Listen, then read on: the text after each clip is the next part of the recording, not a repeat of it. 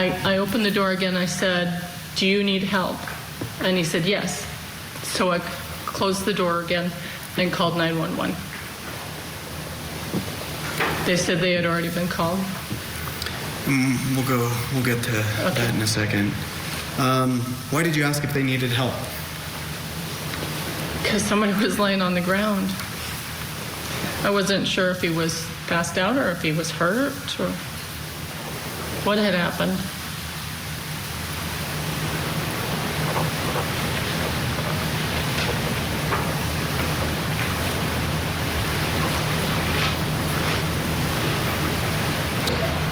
You indicated you checked a couple times to see what was happening after that, or to look outside. Is that correct? Yeah, I didn't know the people, so I didn't want to go out there. I don't move very fast and can't protect myself very well, so being as how they were strangers, I kept my distance. So how did you look out? How did you observe that? I stepped out the front door and looked across the street. You don't have like a front window that you look out of or anything? I do. There's blinds, but it was just easier to go out the door and look. So other than asking if they needed help, I think that's the way you put it, did you have any other communication with them? No. Do you recall anybody saying anything other than yes? That was it. All right, we're going to step aside here. Still ahead, the neighbor continues her testimony in the returned mail murder trial. And days after a couple was found murdered on a popular walking trail in Arkansas, a suspect is in custody. Crime and Justice correspondent Matt Johnson will have the latest when Court TV Live returns.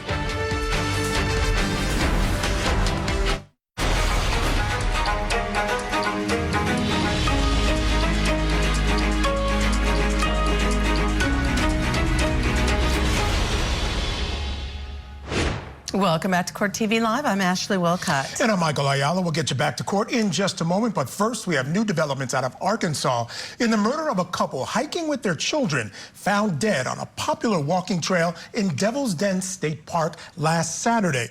Today, state police revealed new information about DNA found at the scene. We did confirm this morning that our suspect's DNA has been a positive match to the DNA that we suspected to belong to our suspect at the scene. During an interview with investigators, the suspect indicated that he did commit these murders. We executed a search warrant at his residence. There were articles found there that are consistent with being involved in this particular crime. Police arrested Andrew James McGann just days after a nationwide manhunt had begun. Crime and Justice correspondent Matt Johnson is here now with details about how the suspect was arrested. Michael, Ashley, good evening. Police say the suspect in the brutal murders is a school teacher and that his DNA and an alleged confession link him to the crime. We took him into custody, and with that we spoke to him, and he made statements indicating that he had committed these heinous acts.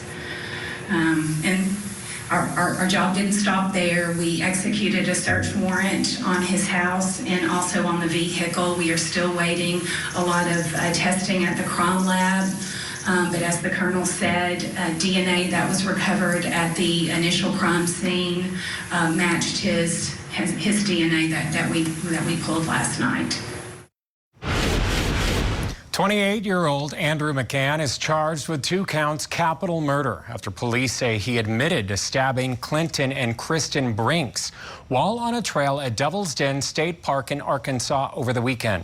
Police say that McGann had just moved to Arkansas for a teaching job and had no connection to the victims. From what we know right now, we have no indication to suggest that the girls were his target. I can tell you that we have no reason to believe that there was any known association between our suspect and our victims. There's nothing to indicate that at all. It appears to be a completely random event. As far as the weapon that was used, it was a knife. Our victims died by stab wounds. Police say the victim's 7- and 9-year-old daughters who were there were not physically injured in the attack and actually helped police by providing a suspect description right away. Police say that the father of 3 was stabbed first and then their mother, who returned to help after getting those kids off to safety. We've spoken to the family quite a few times over the last several days, and what we heard consistently is what a loving mother and father they were, loving husband and wife that they were towards each other. They absolutely protected those girls to their fullest extent, to the point that they cost them their lives. McGann is expected to be back in court tomorrow for his first appearance. He is being held without bond right now. We'll keep you posted with any updates. Michael, Ashley. All right, Matt, chilling details. Thank you so much for that report. All right, now we want to get you back to Montana for day 2 of testimony in the returned mail murder trial of Jordan Palmer. He's claiming self-defense after he says he was attacked by a neighbor who accused him of breaking into cars in the neighborhood. But prosecutors say surveillance video of the confrontation doesn't back up his story. He told police he was simply putting a piece of mail he found on the ground into its proper mailbox when Stephen Campbell confronted him and took a swing at him. Let's head back into court now. A neighbor is still on the stand. The state is now playing video and questioning her about what she recognizes and hears.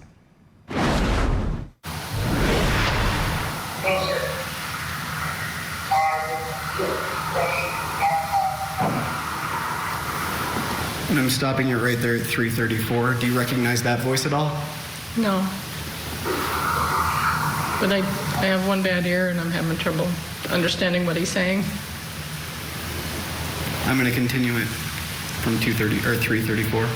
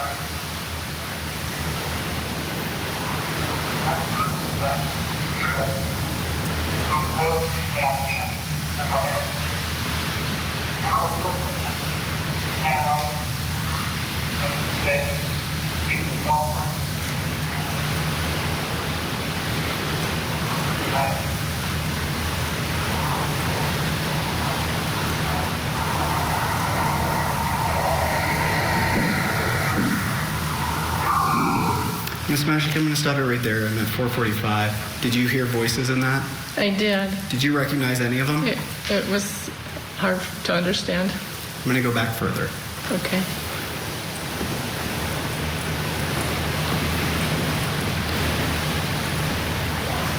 And actually, Your Honor, I'm going to start from the very beginning. For the record.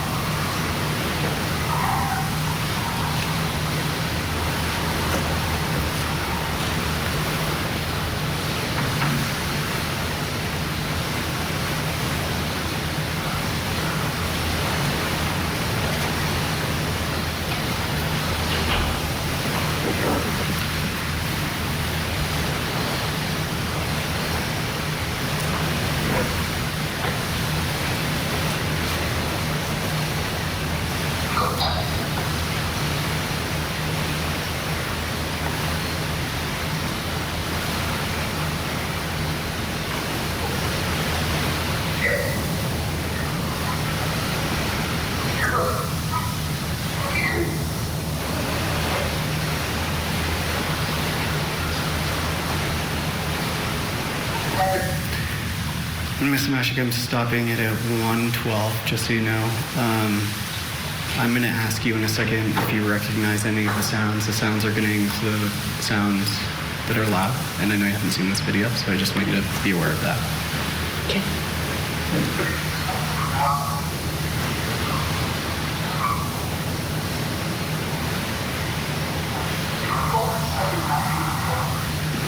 And I stopped it at 122. Ms. Mashek, do you recognize that voice at all? It's rather muffled in my ear. Sorry. So no. No. Keep listening, please.